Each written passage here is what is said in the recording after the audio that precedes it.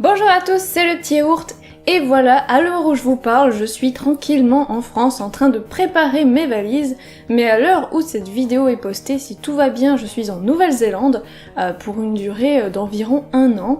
Alors on vous l'a certainement dit, mais les vidéos vont continuer, et du coup je me suis dit que ce serait sympa de faire des vidéos un peu thématiques. Alors je sais pas vous, mais moi je lis beaucoup d'auteurs français, américains, voire anglais. Alors c'est bien, mais c'est peut-être un petit peu réducteur. Parce que des auteurs, des écrivains, il y en a dans le monde entier, et il y a certainement des tas d'auteurs vraiment géniaux, de plein de pays différents, qu'on ne connaît pas, dont on n'a jamais entendu parler, et ce serait un peu dommage de passer à côté. Du coup aujourd'hui, pour rester dans la thématique Nouvelle-Zélande, je vais vous proposer une sorte de pile à lire, une petite wishlist de livres d'auteurs néo-zélandais, tous genres confondus. Évidemment, il s'agit d'une liste basée sur mes goûts, il s'agit de livres que moi j'ai envie de lire, que j'espère vous aussi, mais il y a énormément d'autres livres, énormément d'autres auteurs néo-zélandais.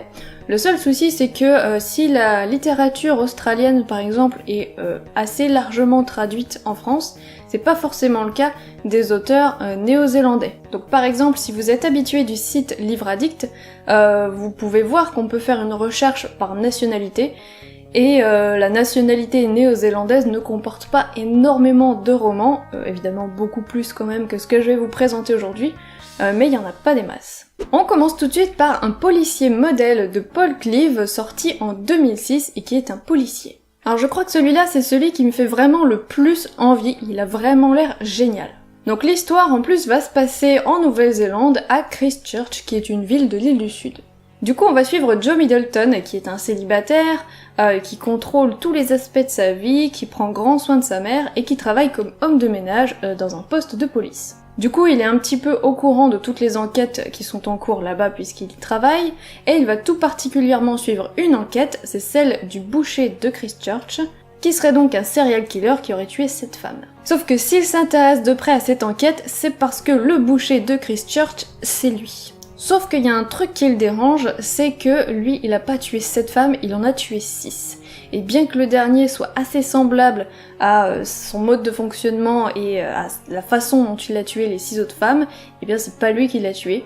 Du coup ça le met un petit peu en rogne et il va se mettre lui-même à faire sa propre enquête pour essayer de retrouver ce sale copieur. Voilà, moi rien que ça me fait trop envie, ça a l'air assez original d'avoir ce point de vue du tueur qui lui-même va faire une enquête parce qu'il veut pas qu'on lui attribue trop de meurtres. Il va essayer surtout, je pense, de faire porter le chapeau à cette autre personne, ce qui est pas bête. Apparemment c'est plein d'humour noir, moi j'adore ça a vraiment l'air super chouette. Et le petit bonus, c'est que ça se passe donc à Christchurch en Nouvelle-Zélande, donc ça peut être sympa de découvrir cette ville, même si c'est à travers les yeux d'un serial killer. On continue avec Calpurnia de Jacqueline Kelly, sorti en 2009 et qui est un livre jeunesse. C'est un livre que j'ai pas mal vu passer sur les blogs et sur Booktube il y a quelques temps, parce qu'il a eu quand même un petit succès et je ne savais pas du tout que l'autrice était néo-zélandaise. Donc là on va se retrouver au Texas, donc aux États-Unis en 1899, où on va suivre Calpurnia Tate, une jeune fillette de 11 ans qui est vraiment passionnée par les animaux et plus particulièrement par les insectes. Aidée par son grand-père qui est lui-même un naturaliste, elle note absolument tout ce qu'elle voit dans un petit carnet, et elle est hyper curieuse donc elle se pose 1000 questions sur le monde qui l'entoure. Du coup on va la suivre dans son quotidien, on va la voir s'affirmer face à ses 6 frères, on va voir toutes les difficultés d'être une jeune fille et une femme à cette époque, on va voir toutes les corvées qui lui sont réservées, et la voir peut-être essayer de s'affranchir de ses codes et de ce dictat. Ça a vraiment l'air d'être une belle histoire, assez touchante. Je m'attends pas à ce qu'il y ait vraiment beaucoup d'action, je sais que c'est pas un roman où il se passe énormément de choses, il y a peut-être des gens qui ont trouvé ça un petit peu lent, mais moi j'ai bien envie de voir ce côté-là, tranche de vie, avec une petite fille qui aime les insectes, c'est assez atypique. Je pense que ça peut vraiment être une belle lecture. On continue avec Xville de Dylan Horrocks, publié en 1996 et qui est un comics. Je vous avais dit qu'il y avait de tout. Et oui, j'ai réussi à trouver un comics d'un auteur néo-zélandais, alors j'avoue qu'il y en avait pas des masses, c'était peut-être même le seul que j'ai trouvé. Dans ce comics, pas de super-héros, mais un récit un peu semi-autobiographique, qui raconte l'histoire de Leonard Batts, un jeune homme qui veut écrire un livre sur Dick Burger, qui est un génie des comics qui vit à Xville, mais qui malheureusement va refuser de lui parler. Et du coup, la population qui habite à Xville et qui a vraiment l'air d'être fan et férue de bande dessinée, prend cet auteur de comics pour un traître. Donc j'imagine qu'on va suivre ce Leonard Batts tenter de découvrir pourquoi et qu'est-ce qui se passe. Donc voilà, ça a l'air d'être un récit donc assez original, qui va notamment traiter de l'industrie des comics, donc ça peut être cool. Voilà, c'est un comics et un auteur dont j'ai jamais entendu parler. La seule personne qui l'a lu sur Livre Addict et qui l'a noté lui a mis 20 sur 20. Alors je lui fais confiance. On continue avec Mort d'un super-héros d'Anthony McCarten, publié en 2008 et qui est un contemporain. Forcément avec un titre comme ça, c'est un livre qui m'a tout de suite intriguée. On va suivre Donald Delp, un ado de 14 ans qui est fan de rap, qui est obsédé par le sexe, qui est atteint par un cancer et qui a un très fort talent pour le dessin. Donc il va être envoyé chez le psychiatre par ses parents qui en ont ras-le-bol de sa négativité et qui n'arrivent pas à comprendre leur enfant. Ils ne comprennent surtout pas qu'en fait, lui, il s'exprime à travers ses dessins, à travers ses histoires du personnage qu'il a créé qui s'appelle Miracle Man, qui est l'homme qui ne peut pas mourir. C'est tout ce que je sais. Forcément, dit comme ça va être une histoire évidemment touchante, qui a l'air de posséder une touche d'humour, donc ça, moi, c'est toujours mon truc, j'aime bien. Et puis si ça me fait autant envie, c'est pour cette histoire de dessin, de passion du dessin, de l'illustration, de créer un personnage. Voilà, tout ce qui touche au dessin, c'est quelque chose qui m'intéresse. Donc j'ai hâte de voir comment ça va être traité et si c'est bien. On continue avec L'âme des guerriers d'Alan Duff, sorti en 2002 et qui est aussi un contemporain. Donc ici on va s'intéresser au peuple maori, qui est le peuple originaire de Nouvelle-Zélande, avant qu'il se fasse coloniser par les Anglais. Mais ici on va vraiment s'intéresser au peuple maori aujourd'hui, dans une sordide banlieue d'une grande métropole de Nouvelle-Zélande, donc probablement Auckland j'imagine, vu que c'est la plus grosse ville, où la population dans ces quartiers est au chômage, est alcoolique, a une vie un peu pleine de désillusions, et qui du coup n'a vraiment plus rien à voir avec cette idée qu'on se fait des guerriers maoris d'antan. Du coup, on va suivre apparemment le quotidien d'une femme, Beth, qui est vraiment victime de violences conjugales de la part de son mari, qui a une vie vraiment pas terrible, et qui va vouloir se faire entendre, ou en tout cas changer de vie, ou voilà, c'est ce que j'ai cru comprendre. C'est un film qui a notamment été adapté au cinéma en 1995, qui est apparemment un film plutôt bien apprécié, et du coup ça peut peut-être être une bonne idée de regarder le film aussi, l'un ou l'autre. Donc là on est vraiment sur un livre qui a l'air très sombre mais qui peut être intéressant de lire, puisqu'on va être très loin de la représentation qu'on a de la Nouvelle-Zélande, et de ces paysages idylliques, et du Seigneur des Anneaux, et des gens qui sont super sympas, etc.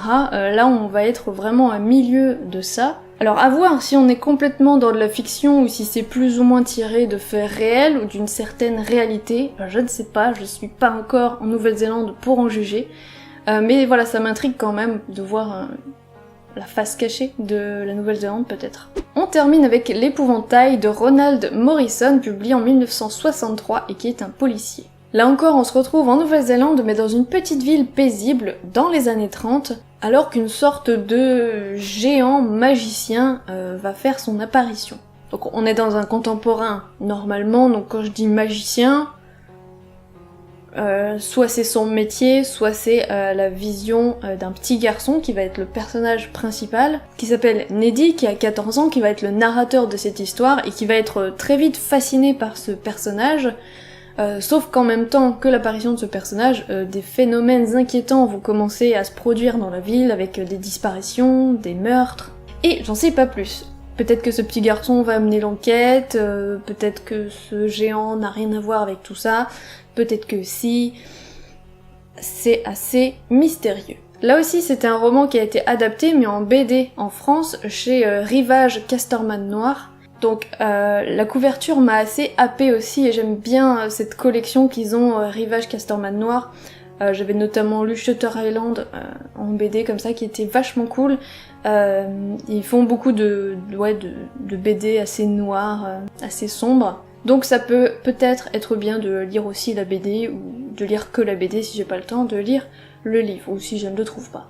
Bref, là on va encore être donc sur une histoire assez sombre, vous savez que moi j'aime bien ça. Ce qui m'intéresse pas mal c'est cette idée des années 30, puisque je sais pas du tout à ce moment-là qu'est-ce qui se passe en Nouvelle-Zélande, je sais absolument pas quel est le contexte, donc ça peut être intéressant de le découvrir. Et puis suivre la vision d'un petit garçon sur des événements assez affreux et inquiétants, forcément ça m'intéresse aussi. Du coup voilà, c'est tout pour cette petite sélection de livres d'auteurs néo-zélandais que j'aimerais lire.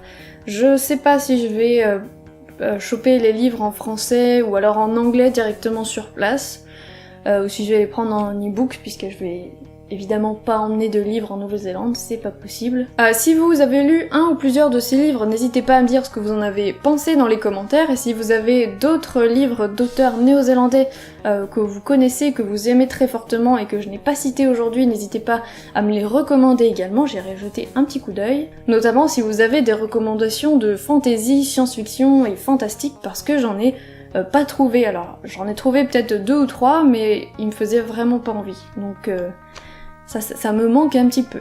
Et puis si vous avez aussi connaissance de romans, pas forcément d'auteurs néo-zélandais, mais qui se passent en Nouvelle-Zélande, ça pourrait être cool, ça pourrait faire l'objet d'une autre vidéo.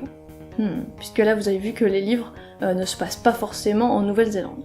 Du coup voilà, c'est tout pour la vidéo, j'espère qu'elle vous a plu. Si c'est le cas, n'hésitez pas à mettre un petit pouce bleu ou à vous abonner à la chaîne pour ne pas rater les prochaines vidéos. Rassurez-vous, on ne va pas que parler de la Nouvelle-Zélande. N'oubliez pas de venir nous suivre sur les réseaux sociaux, Facebook, Twitter, Instagram, tous les liens sont dans la description. En attendant, on se retrouve très bientôt pour une prochaine vidéo, je vous fais des gros bisous. Américains ou voire en ta mère. Qui veille tout particulièrement. On continue. Et notamment de l'industrie publié en 2008. Ça m'intriguait fortement. Au titre, comme ça, j'ai chaud, putain.